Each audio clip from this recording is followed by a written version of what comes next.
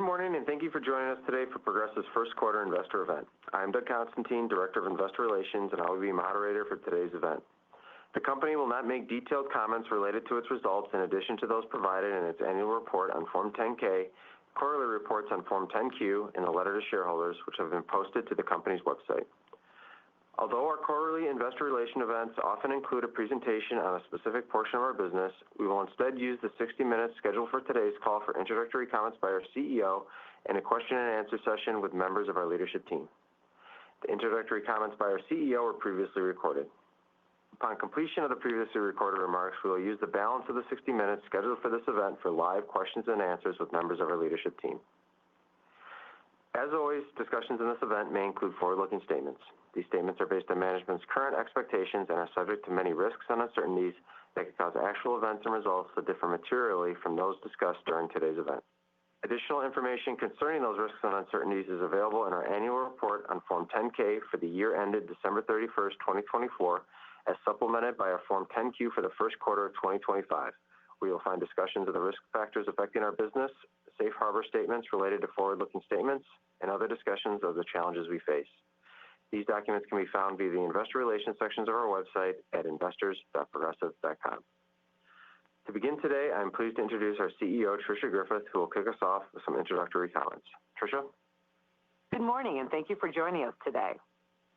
Since the pandemic started in March of 2020, we've hosted 20 investor relations calls, and the common theme of those calls has been how our business is weathering uncertain and unique macroeconomic environments. The last 5 years has thrown challenge after challenge at us, and through it all, Progressive has not merely survived, but thrived. Following a fantastic 2024, we just delivered one of our best quarters ever with near record margins coupled with record growth. As more challenges arise, including in the form of the macroeconomic effects of tariffs, I feel very confident in Progressive's ability to face the issues head on. The momentum we had in 2024 carried us into 2025, and during the first quarter, we added new policies below our target acquisition costs and continued moving full speed ahead on growth with a focus on realizing our vision of becoming consumers, agents, and business owners' number one destination for insurance and other financial needs.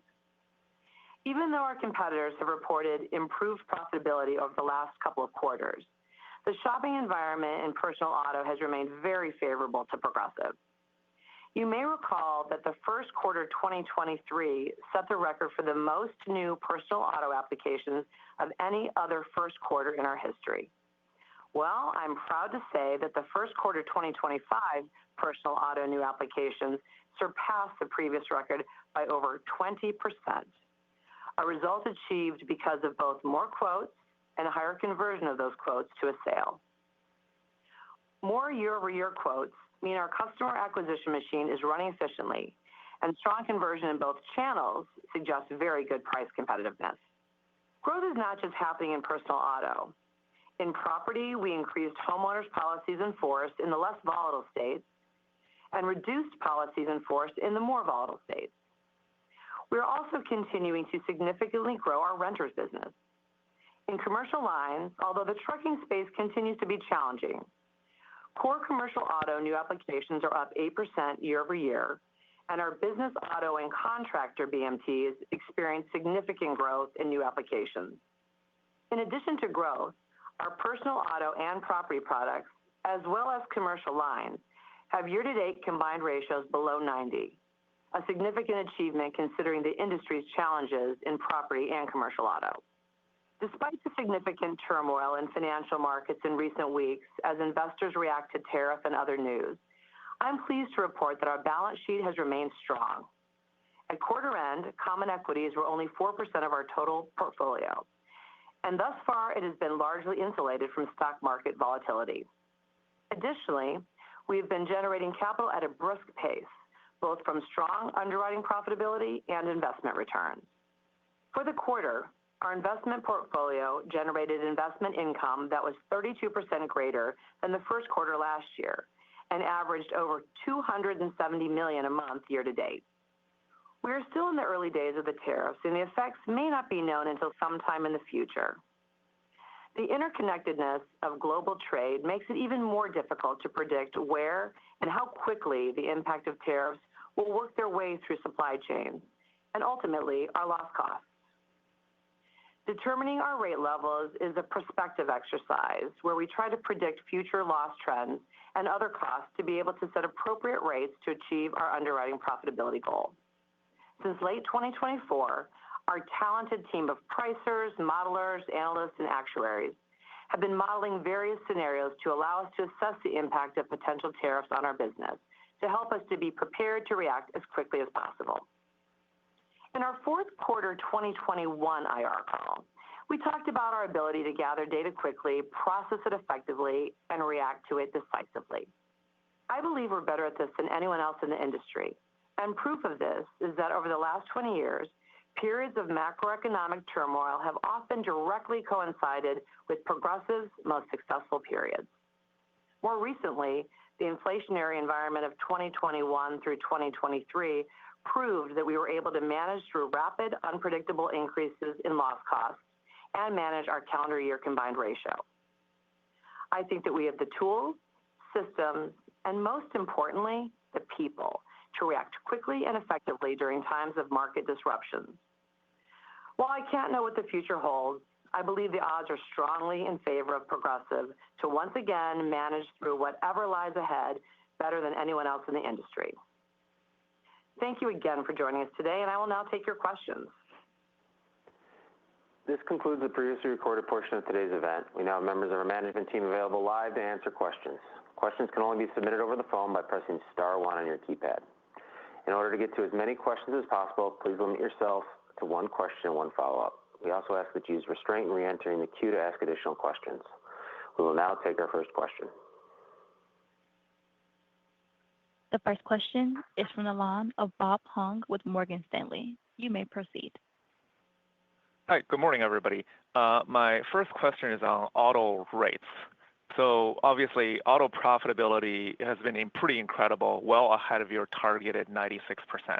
Now, taking tariff uncertainties into consideration, do you plan to take rate decreases in order to accelerate growth, or do you think that it's better just to keep rates static to maintain the current earnings profile? Curious on your thoughts on this. Good morning, Bob.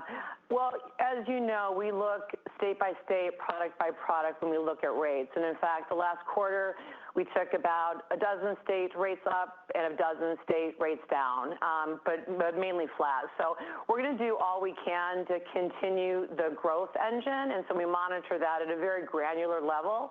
Obviously, we're sitting on some nice margin with an 86 combined ratio in the first quarter, and with the unknowns around tariffs, we obviously have to think about that for future. But we are business as usual, trying to make sure we grow as fast as we can, and that means in some states, taking rates up a little bit, and some rates taking them down a little bit. I think the good thing is that we are back to where we wanted to be in terms of what we call small bites at the apple. We know that our insured like stable rates, and we're going to do our best to keep it that way, but to also continue with our growth engine. Okay, thank you for that. My second question is on advertising, right? You significantly ramped up your ad spending for the quarter. If we think about the three major advertising channels, TV, digital, radio, and I can't believe I'm saying radio, but where is the most ad spending growth should come from going forward? Is there any specific ad channel that you think might be overly saturated and spending there might not be worth the dollars? Just curious your view on advertising spending as well as the competitive environment there. Yeah, we always look at that. We have, several business reviews a year, but one big one where we talk about all the different ways with which we want to spend. Clearly, digital has been, up in the last several years because that makes sense where people go. You said that about radio, but it works. So we look at everything. In fact, the funny thing you say is every time we have a business review, I talk about direct mail. But if it works and it's efficient, we use it. So we look at all of that, and we are not going to spend spend $1 more than we think we should to acquire new business. Got it. I'll be looking for the Progressive mail in my mailbox. You got it. Take care. The next question is from the line of Rob Cox with Goldman Sachs. You may proceed. Hey, thanks. First question I had for you was on new business penalty. I was just hoping you guys could talk about the impact of the new business penalty today in personal auto and the magnitude of, if that magnitude of that penalty has kind of changed over time. And I'm curious because it seems almost indistinguishable in the results at current combined ratios, or maybe it's being masked by mix shift or something else. Yeah, I mean, I think we definitely, when we reopened for business, or I should say when we sort of tightened up for business, we did see an increase in the preferred market. And I'll let Pat talk about this a little bit if he wants to, but I feel like, we're always going to have the new business sort of penalty, quote unquote, on the direct side because of the way we expense our business and our advertising up front. So that first term is going to look much differently than the terms after that. But I feel like we're in a different position here. And a lot of that, I think, is based on the size we are. Do you want to add anything, Pat? Yeah, the only thing I'd add is, first quarter is typically a strong growth quarter for us. And, baked into our acquisition costs is the lifetime expense to bring a policy on board. So, we are continuing to price to our lifetime cost. And, when you grow quickly, there's a slightly higher combined ratio due to the expensing of ad expense. But on a quarter-over-quarter basis, it's not materially different, I don't think, than sort of what we've seen in the past when we've grown new apps 30% in a quarter. Okay, got it. Appreciate the color. And the second one I had for you was on policy life expectancy. You mentioned the strong growth in the quarter, and that was despite policy life expectancy a little bit lighter versus last time you reported it. Is that just more reflective of the increased shopping environment, and that's more of an industry dynamic, or is that being driven by something else? Yeah, that's definitely part of it, Rob. What I would say is that, PLE is pretty complex, and there's a lot of things that can affect it. What I would say, here's a couple of inputs as we've sort of decomped it. When we were closing, when we needed to get rate in and we kind of tightened up, especially our underwriting appetite, that affected PLE from a positive perspective. Now we've opened up for business, which means our mix has shifted back to sort of what our normal mix would be. So think of SAMs that are inconsistently insured. Now, I will tell you, we know SAMs, we know how to make money on SAMs, so we want all the SAMs we can get as long as they meet our target profit margins. So, this is our roots of growing up a non-standard company. So that mix shift is part of it. I think with the shopping environment, there's a lot of pressure on renewals, and that means people are shopping, which makes sense. And I think it's important for people to find the right rate, and prices are very competitive, which also means our insureds, could contemplate shopping. So if our insureds shop and we are talking to them and doing a policy review, we have a team called our customer preservation team. We can walk through changes that might make sense for them, maybe bill plans, maybe deductibles. And as long as it economically makes sense for both us and the insured, then we'll rewrite them, which kind of starts the clock ticking over. But I think that's an important piece. There's a lot of noise in the policy life expectancy. Not that it's not important. We want it to turn, and we think it's very important. But when we look at our sort of internal measure of our household life expectancy, that is showing a lot of improvement, and so we feel good about that. I think in the end, what I would draw you to is our growth. The fact that we grew 5.5 million PIFs compared to this time last year at an 18% growth rate. So I feel really good about our growth. We're going to continue to concentrate on policy life expectancy, continue to concentrate on making sure that we are obsessive with our customer service, both on the CRM side and the claim side. and have competitive prices, and that's the most important thing we can do. But yeah, you're right. A lot of it is based on the shopping environment that we're in right now. That's very helpful. Thank you.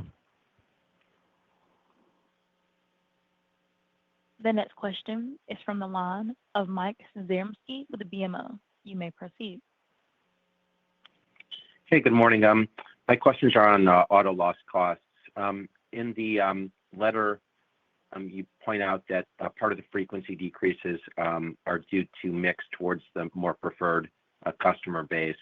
I'm curious, you don't call out severity being higher due to that mix shift as well. Do more preferred customers not have higher kind of, I thought, just more expensive cars and higher limits with more severity, or am I not thinking about that correctly?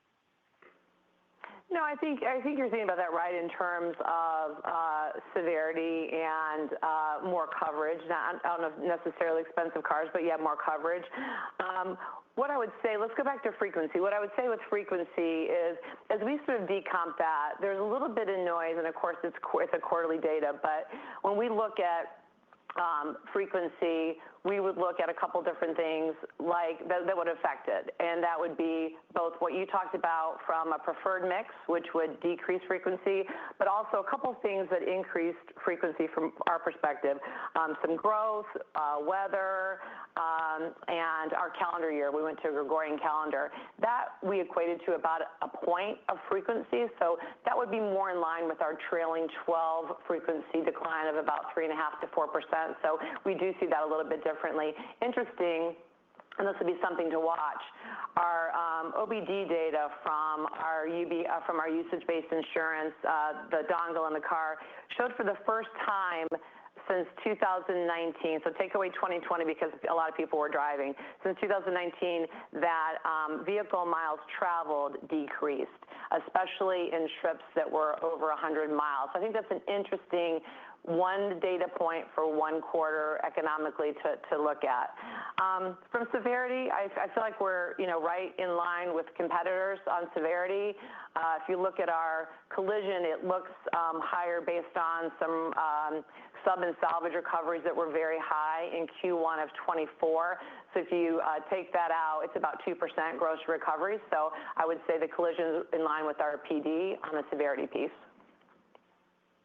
Okay, that's helpful color. I guess just a follow-up on severity. You may have kind of answered it now, but if we think about the very long-term severity trend, I think it's low to mid singles. Does Progressive kind of have a view of kind of new normal glide path is about the same over time, or do you think it's a bit higher due to, I don't know, lawsuit inflation or just mix shift, or just curious if you have any kind of long-term views on severity? We talk about it a lot, and obviously we react to the data as it comes in, and there's been so much volatility over the last 5 years that we've really had to react to it, especially with inflation. I would have never predicted that would have happened, but again, we reacted to that. Tariffs will be another, sort of unknown, but we'll react to that and react to that quickly should we need to. I think the one place where we've seen severity increase across the industry is more on the bodily injury side, with just inflation, more attorney reps, higher medical bills, sort of the social inflation that we talk about a lot. And so we try to, build that into our models as we think about the future as well. Thank you. Thank you. The next question comes from the line of Alex Scott with Barclays. You may proceed. Hi, good morning. I wanted to see if you could dig a little bit more into the potential impact from tariffs, just to kind of frame for us how much that may or may not ultimately increase the loss cost trend, and if you could particularly touch on how you're viewing auto parts and just repair costs in general. Yeah, absolutely. And this will probably be a longer answer to the question, but I want to give you an insight of kind of how we're looking at the complexity of tariffs at such a granular level. And so stick with me. So I talked in February about, tariffs are inflationary and they're one-sided to loss costs. And we care deeply about trying to understand the impact on our book of business. Oddly, last Monday, I spent an hour with our national auto pricing manager, and we went over the inputs and the outputs to the tariffs and had a great conversation. The work is extremely well done. And then Tuesday, the White House said they would soften some of the tariffs. So change things in terms of stacking the steel and aluminum with the imported vehicles, as well as some rebates on foreign parts that are assembled in the U.S. So that immediately changed some of the dynamics with what we were working on. So we take, a bunch of raw data. So think of probability of occurrence, which is very high at this juncture, start date, market lag, time to, full effect in the tariff rate. And then we take some components. So clearly, USMCA compliance is a big one, price umbrella, parts sourcing, per coverage cost, decom. So that is just a handful of some of the inputs that we put into our model. Then we ran our entire fleet through the USMCA compliance to understand each vehicle and what we think the cost could come to. So let me walk you through a couple examples. I won't give you the exact car, but car A, basically assembled outside of the U.S., 1% U.S., Canada content. The rest is German and from Poland and a couple other countries. So it's not USMCA compliant. So quick math on that is that 99% of that value should be tariffed. So we know that for that car. Vehicle B, a little bit different, assembled in the United States, 50% U.S. Canadian content, 25% Mexican content. So it is USMCA compliant. So as of last Monday, it would have been 25% eligible to be tariffed. As of Tuesday, that first 15% was eligible for the rebate. So the effective tariff rate is 10%.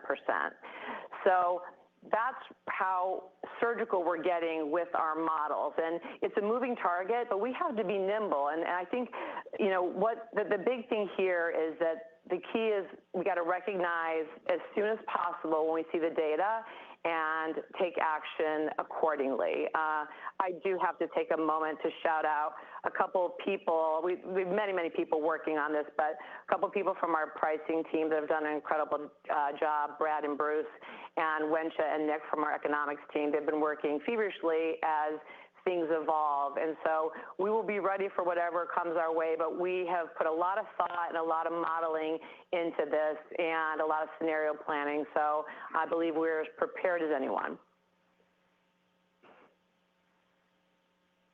That's really helpful. Thank you. Next one I had for you is on, disruption in, certain states around homeowners markets and how it may benefit or detract from PIF growth.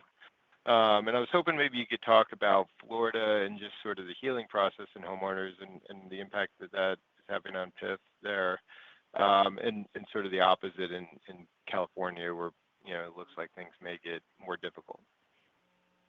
Yeah, and I gave you a little bit of the sort of 5-point plan for the blueprint for the future. We feel really good about where we're at, especially on the combined ratio side. We were sub 90 in Q1 in property, growing a lot in renters, and obviously we're taking our time to grow because we want to do this in the right way. And John and his team have done a fabulous job with that.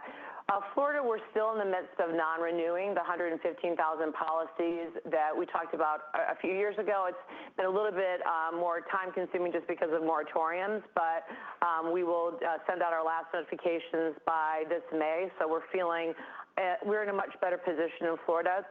We have very little market share in California, and so that will be a place where we'll tiptoe in. But I would say that where we stand today with more bundling, with cost sharing, with exiting our DP3 program, with our agent incentives, we feel like we are in a much different position, and we're going to, be able to open up the growth machine in areas where we think it's beneficial and where we get those bundled. Got it. Thank you. The next question is from the line of Elyse Greenspan with Wells Fargo. You may proceed. Thanks. Good morning. My first question, I guess, is just, a hypothetical based on tariffs. If there's a state that's operating in a, mid to high 80s combined ratio, and we're assuming, right, tariffs have a, mid-single digit impact on, severity, all else equal, how would you guys look to respond in that state? Would you, or could you get rate approval given, right, that's a, pretty high level of profitability?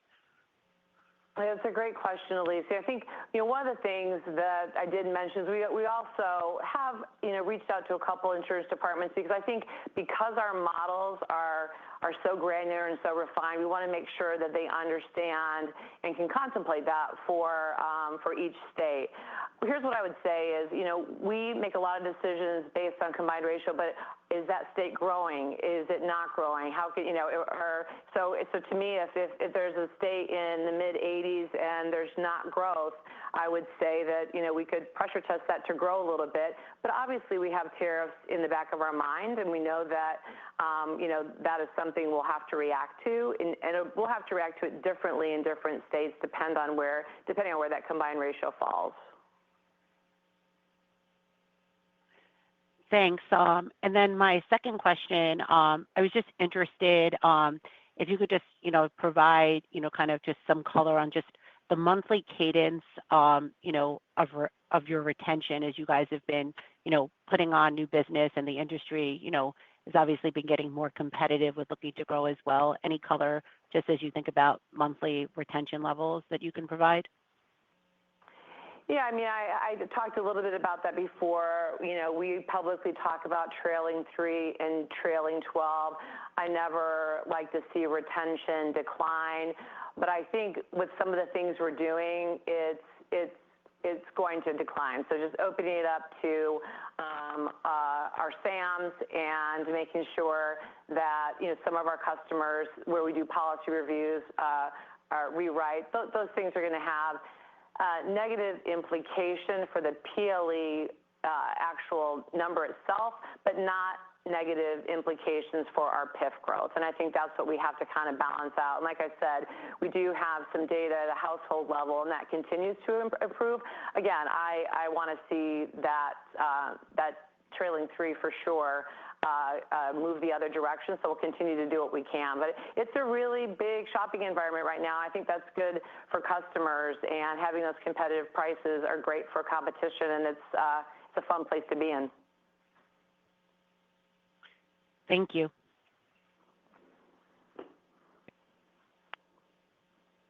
The next question is from the line of Michael Phillips with Oppenheimer. You may proceed.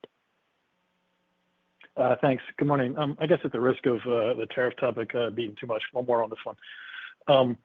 I guess, Trish, I want to kind of hear how you think about the balancing of maintaining stability in rates for customers versus reacting fast to tariffs. And when I hear you say earlier today and throughout this conversation, continuing the growth engine and grow as fast as we can, it makes it seem like that maybe you're more inclined to keep the rates stable and let there be a margin impact versus reacting and taking rate increases. Yeah, it's a good question because all those things come into play. So I think when I think about stability of rates, I think about just those small bites of the apple. Like I said, we took rates down in about a dozen states, rates up in about a dozen states, but kind of flat from the perspective of points. So it depends on each state and if we think we can grow. And we look at that across the country, and each one of our product managers has the mandate to grow as fast as we can at or below a 96. We obviously, that tariffs are always going to be front and center, because I don't want to have to increase rates like we had to a few years ago based on the inflationary factors that came into play with used car prices and parts. So it's a balance. We work on this literally every day to try to figure out the right way to grow and to capture the market share while there's this competitive rate. We obviously we like to be able to have those margins and still grow. So it's that balancing and with stability, tariffs, growth, and combined ratio. It's just a math equation that we constantly work on a state level, product level. Okay, thank you. Second question, in the agency channel, you've talked about maybe for a little bit, kind of the shift in 12-month to 6-month policies. And I wonder, is that just a result of the increased shopping and different customer base, maybe Sam's versus Wrights, Robinsons, or is that something intentional you're trying to push through? We do that for our preferred agents, our platinum agents that have our property book, because most people have, the property is a 12-month policy, so we have that. It's more for convenience for the agents that we work with, the platinum agents that we work with, in order to bundle auto and home. Okay, thank you. The next question is from the line of Jimmy Bhullar with JP Morgan. You may proceed. Hey, good morning. So Tricia, just it seems like your comments, prepared remarks, and answers to questions have been fairly optimistic on PIF growth. But if we think about the fact that most of your competitors had been raising prices a lot and a lot more than you were raising prices, they were limiting marketing, and now at least all the public guys are back in sort of growth mode.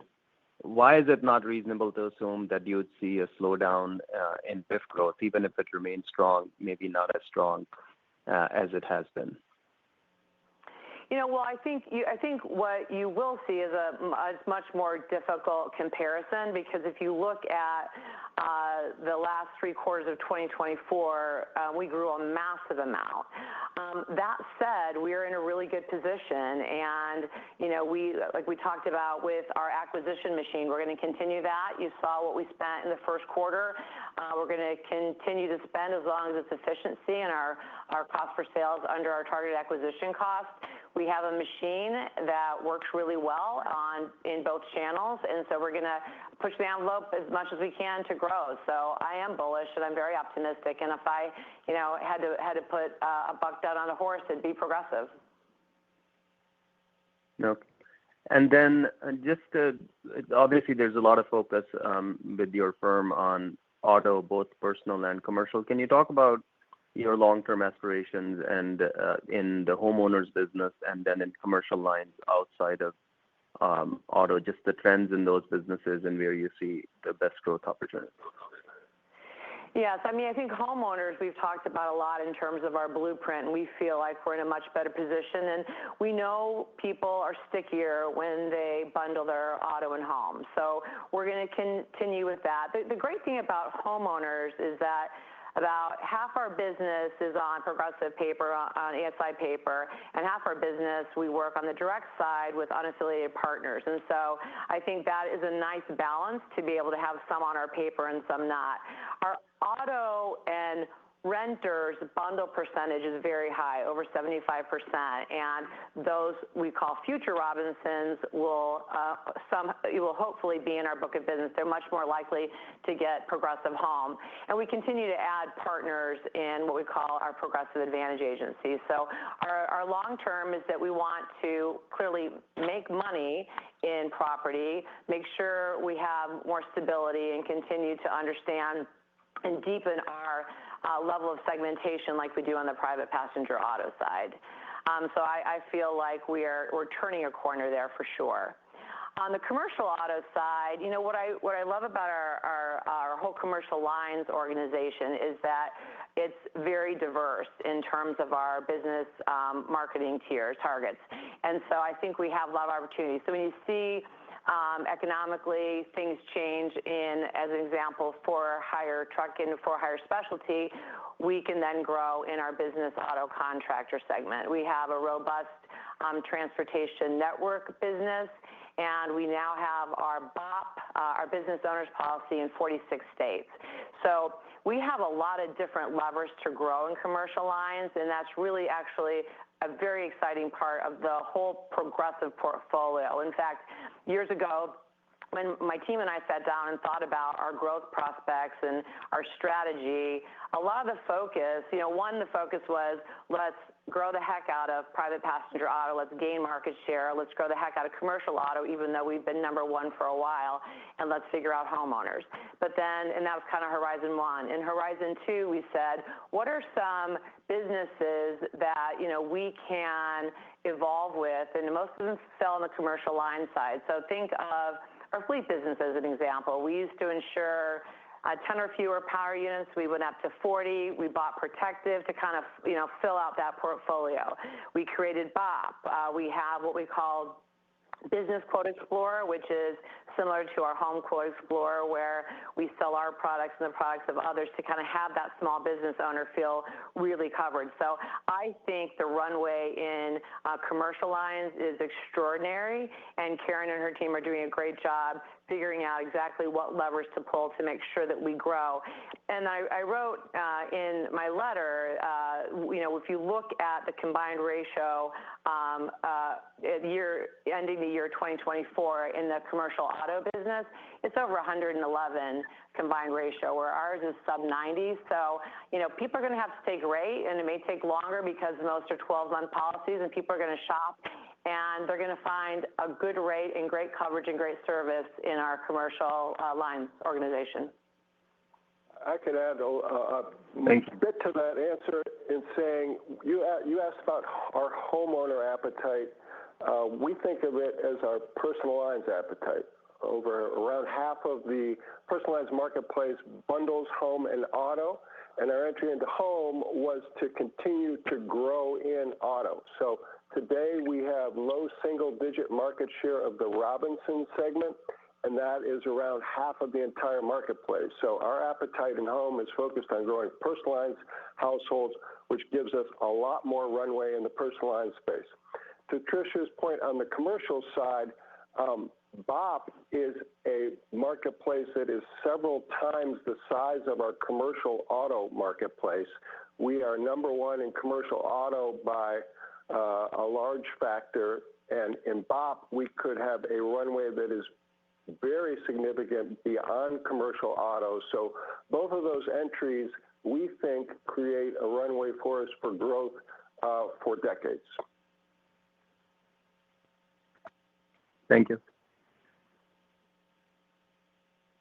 The next question is from the line of David Motemaden with Evercore. You may proceed. Thanks. Good morning. I had a question.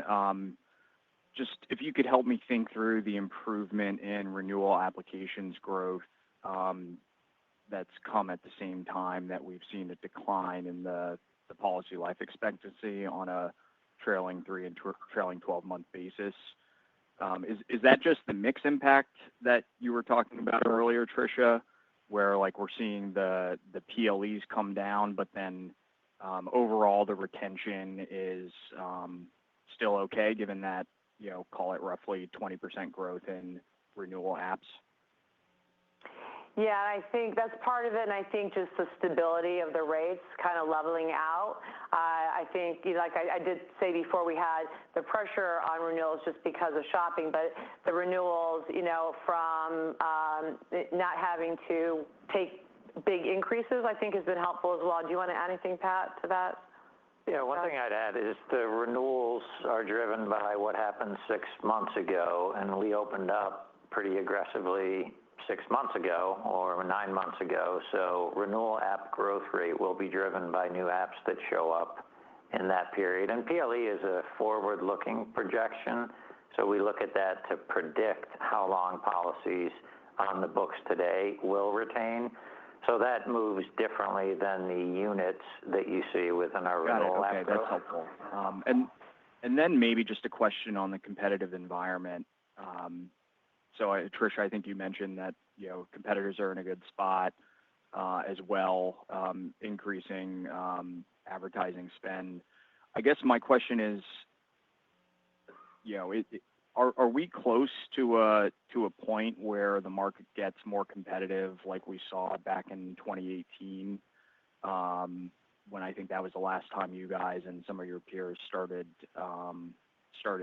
putting through price cuts, or is there enough uncertainty out there where you think that won't be the case? I'm just sort of interested in terms of how you're thinking about the competitive environment right now.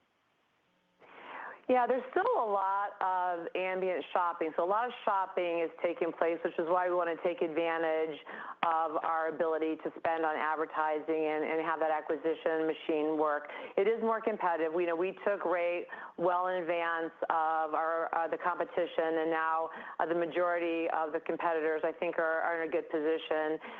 So I think that we're going to continue to push on advertising. We're going to continue to push our expenses down. That's a really big part of competitive prices, and that's another place that can help us fuel growth. In fact, we have taken a half a point off of our non-acquisition expense ratio in LAE every year for the past 17 years. So as we think about future growth, David, we are going to, and in fact, we're in the midst of figuring out designing our next 3-year strategy. Expense management, expense discipline is going to be a big part of it because I think that will help continue to fuel our growth, as well as some of the investments we've made in technology to become a more efficient organization. So I feel like it is really competitive. Like I said, that's kind of where the fun begins, and we're going to do our best to continue to push on this growth. Thank you. Thanks. The next question is from the line of Josh Shanker with Bank of America. You may proceed. Yeah, thank you for taking my question. I noticed your comment that you spent more on advertising in 1Q25 than you did in 4Q24. Always there's a nice surge in 1Q seasonally, it seems, for a procurement of customers, but we only see the net numbers, and retention is getting worse. Is the efficacy of the spend the same as it was in 2024, or are you seeing diminishing returns even if they're above your targets right now for what you need to acquire new customers? Yeah, we typically the first quarter of any year is a high shopping season, so we want to make sure we leverage that. We don't share our target acquisition cost or our cost per sale, but it continues to be efficient. Clearly, with competitors coming in, it'll get a little bit tougher, but we still feel like we're an efficient machine. Do you expect to spend about as much in the remainder of the year on media and advertising as you did in the last 12 months of 2024? We will spend as long as we believe we can grow and do it at efficient cost. And as you've seen over the years, that's a lever that we can ebb and flow depending on where we're at from a profitability perspective. But as you can see, sitting at 86 combined ratio for the first quarter, we're sitting in a really great position to be able to continue to spend to acquire more customers. And if I can sneak one more in, we do talk about how retention has changed, and we don't really know what absolute retention is. I feel like 2025 feels a lot like 2019 in many ways. How does the retention right now compare to past periods when industry had adequate pricing and there was a great deal of competitiveness in the market and willingness to accept new business from competitors? Are we at the same level we were in that time, or are you better now than you were 5 years ago? Well, some of our mix has changed with more of a preferred mix. And so when we look at retention, we look at it very granularly in terms of our mix of business. I would say we're probably, I don't have the data in front of me, probably about even. Okay. Thank you very much for the answers. Thanks, Josh. The next question is from the line of Meyer Shields with KBW. You may proceed. Great. Thank you so much, and good morning. Tracy, you've talked about spending more on advertising, and clearly it's paying off. When you have more competitors looking to grow, does the cost per unit of advertising go up, or is it just a matter of more advertising overall?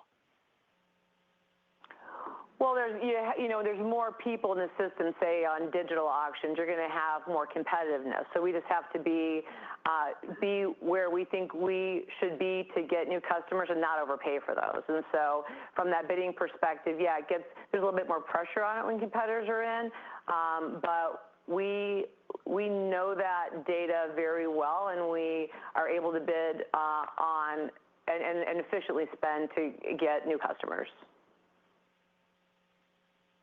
Okay, no, that's helpful. Second question, I think I'm just missing a step. Like you've talked about there still being a lot of shopping. Clearly, competitor rate increases are slowing down. Why do you think there is? I don't know if it's as much shopping as last year, or in the absence of significant rate increases, what's promoting more shopping behavior? I think it's just easier to shop, and I think with all the other inflationary items out there, people are looking to figure out a way to save money. So whether it's at the eggs in the grocery store or insurance, and so people because it is easy and you can easily shop, and if the price is right, switch. I think customers are just trying to figure out how to balance their own budgets. Great, thank you so much. Thank you. The next question is from the line of Andrew Andersen with Jefferies. You may proceed. Hey, good morning. Just looking within the property segment, I think you've made a note that like 30% of that business is going direct now. Can you maybe just talk about the customer appetite to go through that direct channel? I'm not sure if that was driven by a change in business mix, but it seems that that's up about 5 points year over year. We made that decision a long time ago. So, we purchased American Strategic Insurance, now Progressive Home, mainly to get access to those bundled Robinsons in the independent agent channel.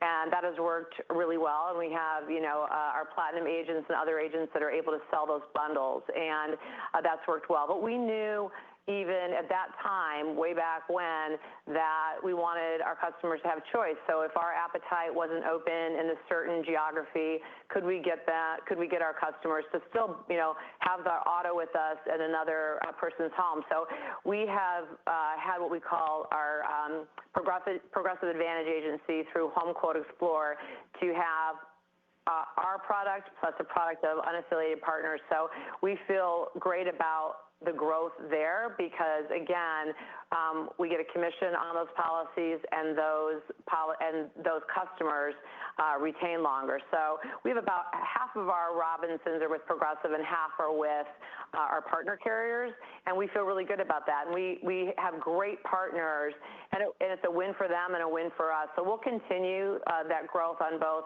our paper and within our Progressive Advantage Agency. We continue to add new partners to make sure that we give our customers the ability to, bundle the auto home.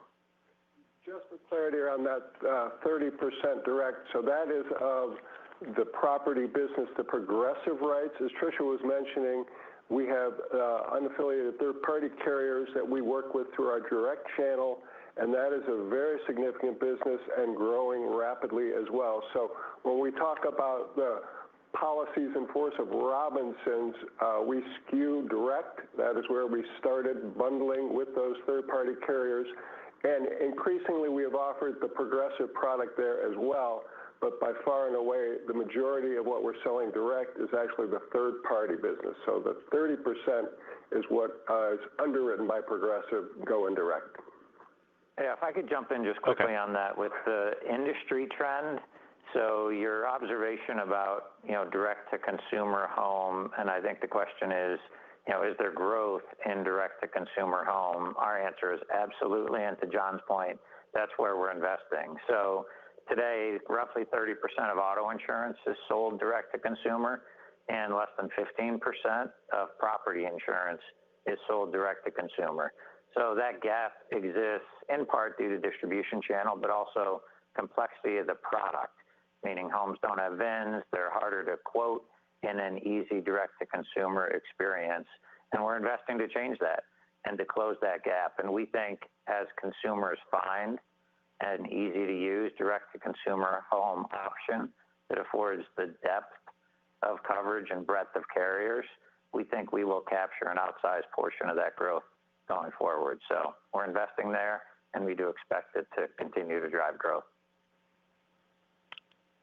Thanks for that. And then, as we kind of go into the second half here and into 26 and an increasingly competitive auto market, does it change kind of where a dollar of capital is better deployed, whether that be the agency channel or direct? Because I suppose direct has been outgrowing agency for a couple of years now.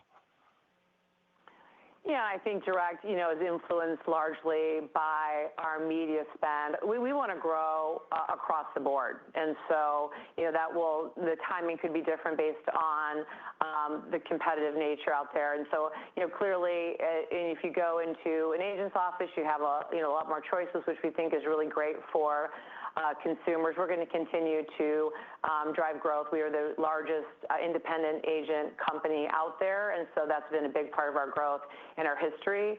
And in the second half, we'll push the envelope on both trying to grow in the agency channel and having incentives to grow, and in some event have the incentive to grow in the bundled business where we want to grow in our less volatile states. And direct will be heavily influenced by not just price, but our ability to advertise. Thank you. The next question is from the line of Gregory Peters with Raymond James. You may proceed. Good morning. So one of the areas that's been tremendously impactful for you guys the last couple of years is just the investment income growth.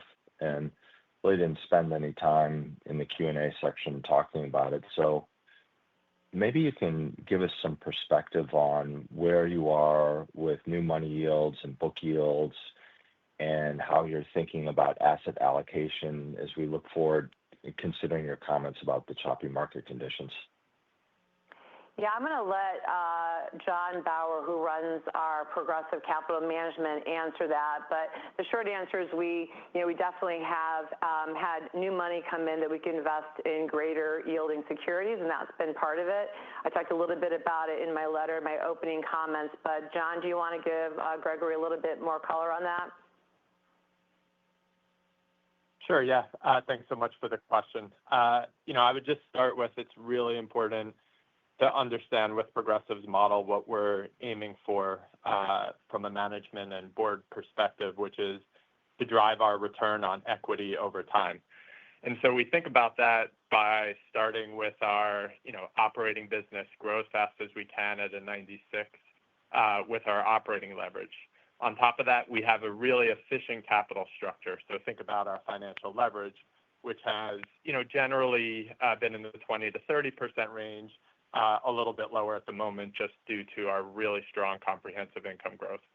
And then we think about assuming we have the strong capital we need, we're in a good, efficient capital structure position, what type of investment risk do we want to be taking to drive performance over the long term? And for us, over the last year or so, valuations were not particularly attractive. And therefore, you saw as we came into this year, we had one of our more conservative allocations that we have with a significant amount of cash and treasuries, and as Tricia mentioned earlier, a very low amount of equities. As we've moved through last year into this year, we did raise our interest rate risk up a little bit, which you could see through our duration up from 3 years to 3.4 years. So as we sit now as a company, we feel like we're in an incredibly strong capital position with a portfolio that if opportunities strike, we'll have the ability to take advantage of those. But at the moment, we're incredibly patient. But what's been great with all of that is through the strong growth of the operating business, as well as the increase in yields in the market through risk-free yields moving higher and credit spreads moving wider. That's given us an opportunity to generate more and more investment income, and you've seen our book yield rise. But I do want to point out, different from many of our competitors, we don't really target a book yield. We're looking to drive as strong a total return as we can over time, and having that long-term focus really allows us to go through a period like 2024, where we can have a very conservative allocation to risk and wait for opportunities to come our way. Does that answer your question? Yeah, it does. There's obviously more detail in there, but and not appropriate for this conference call. I want to go back is just the last question for me. Tricia, in your comments, you mentioned the dongle and snapshot is prominently featured. And I guess this is like a technology-related issue. How many people are still using the dongle? I feel like a number of your competitors have switched from the dongle to like apps on the phone that track movement, data as well, if not better. But I just I'm surprised that the dongle is still there. Maybe you can give us how much of the dongle is being used, the snapshot product is being used. I know you're rolling out your new 8.9 model, so some additional color there would be helpful.